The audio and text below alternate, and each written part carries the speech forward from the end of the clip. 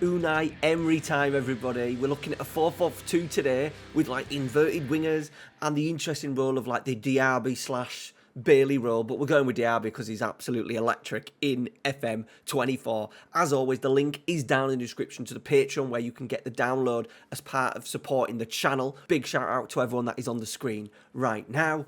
Everyone else, if you're not interested in Patreon, don't worry, we're going to go through the player instructions, the play roles, and the team instructions. So you can set up a bit of a Unai Emery masterclass into your save. Let's go. Right, so we're looking at a 4-4-2 with this sort of like isometrical version, and I'll let you kind of into why we've done that. But basically, a couple of things that you see in Emery's tactic. They like to build out from the back, even when there's like a high press, they still like to play. So we're going to try and play out from defence.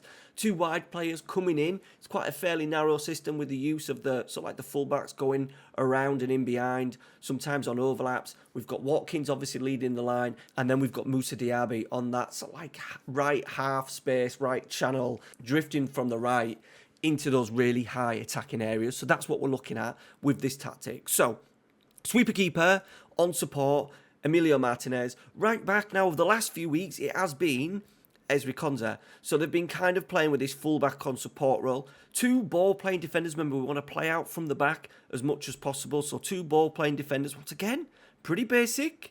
No playing instructions. Wing back on support for Luca Dean.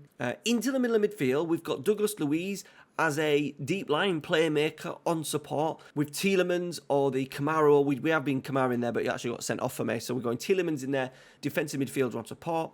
The two wide players. Now this can flip and change depending on who's playing and who's in the side. But basically on the right hand side, we've gone with McGinn. And I'm playing him as a wide playmaker because he does like to drift in, very creative, likes to get in and around the box.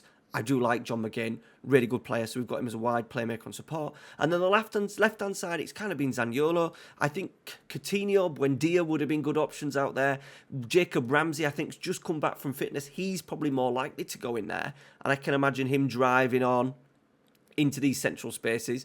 And then up front, Watkins pressing forward on attack, partnered with this sort of like offset formation with Diaby as an advance forward, but stay wider. And we've done that. As you can see, with the heat map, obviously he drifts out to the right a lot more. He's not a central striker per se, but they do like to press in a 4-4-2 system. So that's why we've got that little isometrical role right there. So we can press in a 4-4-2. And then in possession, he will come out into these wide areas, hopefully find Watkins in the middle. And then obviously you've got McGinn coming in and linking up and forming a little bit of a triangle with the right back and Diaby. Into the team instructions, positive mentality, fairly narrow. That's just to try and recreate that 4-2-2 in possession. Play out of defence, focus play through the middle. Once again, if we focus it through the middle, we're hoping with that then it'll bring in the two wider players to get that 4-2-2. Overlap right. Diaby coming onto his sort of like his favoured left foot, maybe getting a McGinn round there at times, getting a Cash round, especially in the early days, start of the season when Villa were just maybe not as defensively solid. Matty Cash was getting round a lot on the right hand side. Play out of defence, we said we want to play as much as we can with the centre halves we've got. Shorter passing, just to try and encourage that passing out from the back. They do go long at times. You could even click in pass into space because Watkins and Diaby will chase things, but help just to control games a little bit more. We've got that off. Shorter passing, slightly higher tempo. In transition, counter press and counter. Distribute the ball to centre halves with short kicks. And then high line, high press. This alternates depending on who they're playing. When they're playing teams out of sort of like the big boys, especially away from home, they'll maybe drop back into a mid block. And I have done this at certain points during games just to see how it does. We do lose a fair bit going forward in terms of dominating games, but it does help us defensively playing against those bigger sides. Get stuck in with step up more. I think there's been a lot of things made about the back four in particular when the ball is sort of like in and around. If we go back to the tactic, when the ball is in possession of the opponents and the ball is in sort of like these areas here, and then it's cut back, Aston Villa defenders will push up naturally and step up and try and catch people offside. They're miles ahead in terms of catching teams offside in the Premier League this season. So that's why we've got that on. And then trap outside, get outside and squeeze, use the touchline. A lot of teams do use the touchline as that extra defender, and then they can press, shuffle across and be a really narrow, compact 4-4-2. All right, that is The playing instructions, the team instructions, relatively simple in terms of instructions and playing instructions. We've made a little decent start to the season.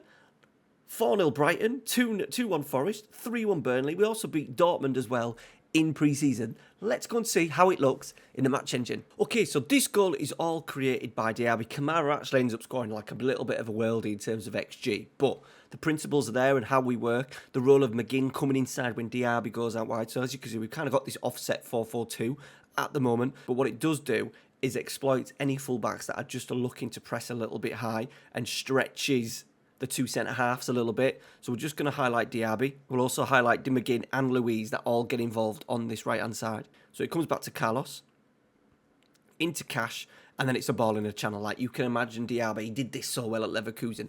Has quite a similar role at Leverkusen as well, like playing off the right, just offset from the central striker last season. And then he's in.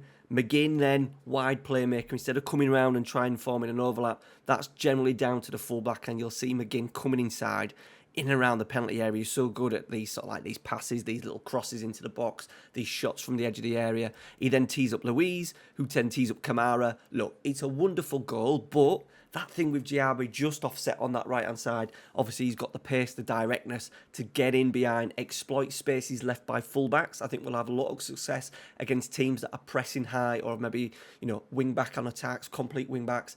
In at left back, Diaby's going to exploit that. And then this one, we end up winning sort of like the long ball from the goalie.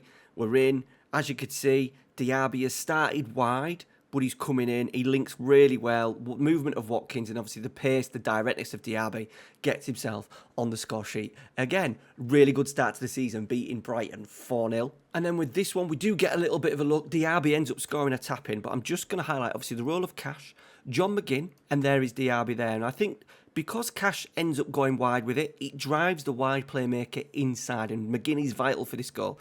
It then means we've got a 2 in the box. Diaby's pretty much acting as a central striker there. Comes in, half cleared, but look at the positioning of McGinn. That is a John McGinn position, isn't it? Sometimes, if that ball was a little bit better, you can imagine John McGinn coming on to the end of that and sort of like side-footing it into the bottom corner.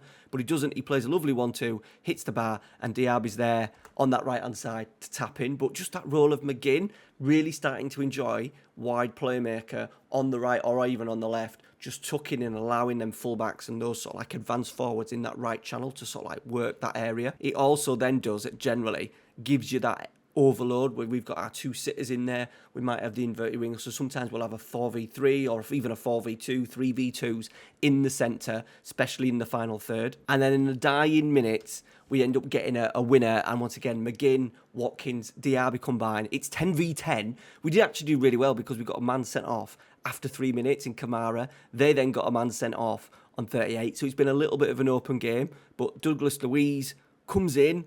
Right, look at McGinn. So he's starting quite wide. We're going to highlight the 3 there. They're starting quite wide, but in he comes. Nicks in. Fender's been caught out there, coming in to close it down. Leaves a big space in behind.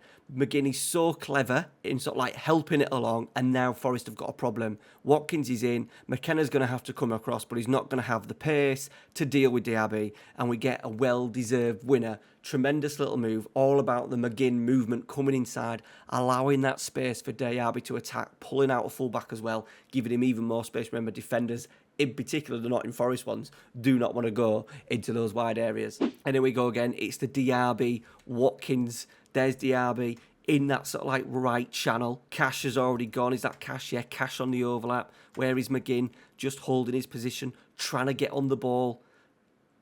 Gets a little bit of luck there. It's a lovely pass from Cash, but once again, because of the movement and what we're doing down that right-hand side, if we just bring it back just a touch, that's their fullback out of the game. He's been brought out of the game again because he's having to sort of like try and engage with Cash, but then Cash, as soon as you notice Taylor's is stepping up a little bit, Diaby's in, and once again, you're not going to catch Diaby, and he just slides a lovely ball across to Watkins as that central striker. Really dangerous combination, these two. And that is it, everybody. So go check out the link down in the Patreon. Really good. Obviously, you need a little bit of creativity on that right-hand side. You obviously need the pace, the directness, whoever you are. If we very quickly look at Diaby, dribbling 16, pace 18, decent finishing, decent technique, left-footed as well. I think that's important because he'll naturally then come in onto his left foot rather than hugging the touchline, especially with that stay wider instruction, that PI that we've got on his advanced striker role. Let me know how it does for you, and yeah, check out the channel next week. It is Iconics Tactics Week on the channel. We're talking Saki, Mourinho, Arsene Wenger, and a couple more. All right, guys, thanks for watching. Take care. See you later.